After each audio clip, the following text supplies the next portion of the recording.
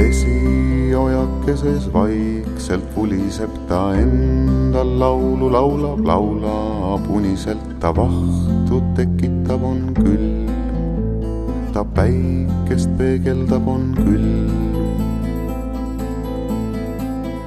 Iga vesi jõuab ükskord jõkke, ta selleks ületab kõik tõkked, kuid varsti hoia tahab tagasi, ta oma koju tahab tagasi.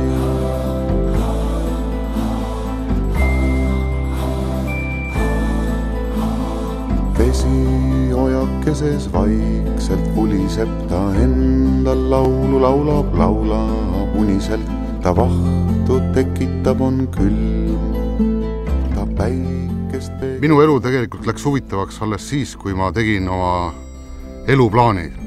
Ja ma olin siis juba päris suur mees, ma arvan, ma olin siis 35.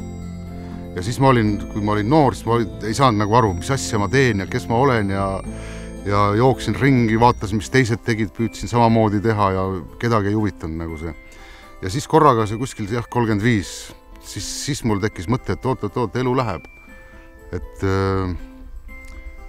kas see on ikka minu elu, mida ma elan ja siis hakkasin meelde tuletama, et kerisin ajas tagasi kuskile sinna 18, kui ma olin enda jaoks nagu kõige targem ja laps ongi 18-selt enam-vähem valmis ja kõige targem. Ja kerisin sinna ja tuletasin meelde, mis mulle siis elus kõige rohkem meeldis.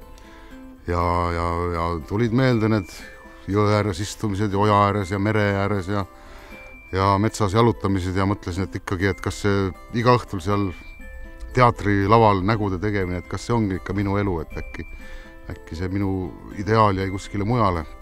Ja tegin siis eluplaani mõtlesin välja, et nii, mis mulle elus kõige rohkem meeldib. Ja mõtlesin, et mulle meeldib elus kõige rohkem hommikul Vilsandil oma maja ees kohvi juua.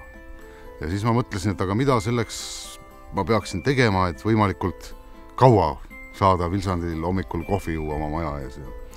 Ja siis ma sain aru, et siis ma pean elama Vilsandil. Ja nii kui sa oled endale öelnud sellise asja, et vaat seda ma tahan elus kõige rohkem, siis sa ei peagi rohkem unistama, mõtlema, vaid alateadlikult kõik su sammud hakkavad liikuma sinnapoole ja ma arvan sellest hetkest alates kuni tänaseni ma olen teadlikult siia suunas liikunud ja siin ma nüüd olen ja ei ole olnud kunagi elus õnnelikum kui praegu.